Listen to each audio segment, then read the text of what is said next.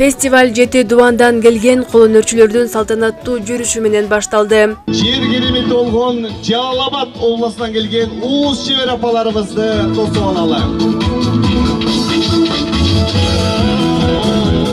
Улуттук кол өнөрчүлүктү аздектеп, улуу мурасты сактап келе жаткан уз айымдардын жол аратып таласка келиши менен жана Дувандын 80 жылдык мааракесин өнөрлөрү менен даңазалоого белсенип, кошкон салымдар үчүн президенттин Талас облусундагы ыйгарым укуктуу өкүлү өнөр ээлерин куттуктап, фестивалга ийгиликтерди каалады.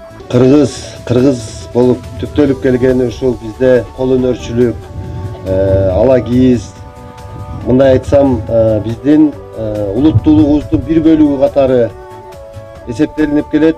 Мен ойлойм, ушул 2 күндүн ичинде бизде Ордолуу Талас жеринде кыргыз улутунун баардык каада салттары, үрп адаттары кайрадан дагы бир жолу күч алып, жанданып жаткан кези. Ал арада улуттук Манас-Ордук комплекси кол өнөрчү апалардын түрдүү эмгектерине толуп, кыргыз айымдарынын таланты, уус чеберчилиги көптүн назарын бурду.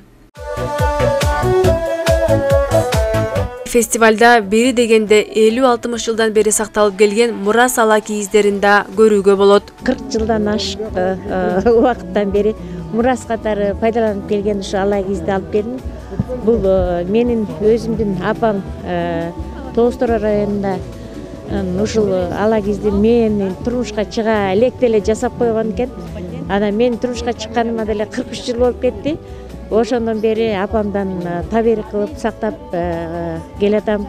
Ушу неберелериме, чөбөрөлөрүмө чейин ушу ала кийиз, ушу кылымды карткан ушу ала кийиздин тарыхы, анын жасалышы жөнүндө ушу балдарыма, ошо небере кыздарыма түшүндүрүп берейин деп ушуну көрсөтмө кырал катары кармап келатам, сактап. Ала кийиздин аталышынын да өзгөчө чоң философиялык мааниси бар дешет өнөр ээлери. Анткени бул буюм жашоодо ак менен кара бирдей жүрөрүн туюндуруп турат. Ала кийиз койдун жүнүнөн жасалып, экологиялык таза буюм катары өз баалуулугун жоготпой келет. Ар ким ар кандай оюндагы ою чии менен биздин тарыхты да чагылдырып жасашкан. Мисалы эне тилеги, ошондо балага тилеген тилегин, эл жерге тилеген тилегин да ошого түшүрүп жасашкан. Ошон үчүн ала кийиз ар кандай түр менен жасалган. Ала кийиздин жасай берсе немеси түгөнбөйт. Ою чийинин ар бир оюнун өзүнүн аты бар, өзүнүн стили бар, өзүнүн аты бар. Бул материал кийиз. Кийизге курак бастык. Мындай кылып жакшынакай кылып, бул курак деле өзүбүз колдо жасаган. Мыналар колдо сайма сайылган. Мына курак бизде өзүбүз жасак кыздар. А мынабысы өзүбүздүн нак боз үйдүн кийизи. Ушуга мынтип туруп терме тиктик. Мыналар саймаларды са эч оң болгон болот. Сайма сайып кийиздин өзүнө кыргыздын нак туш кийизи. Кийизден болгон. Эчте кандай мындай синтетикасы жок. Ушуну жасап келдик бүгүн.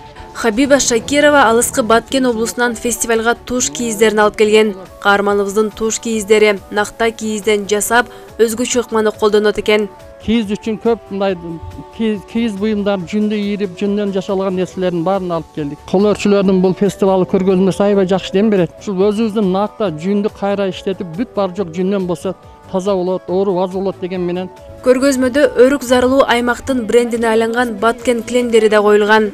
Бул натуральный койдун жүнүдөн жасалат, эч кандай боёгу жок.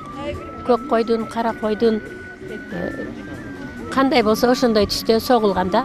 Булардын килограммы 2,5 килограммга чейин болот.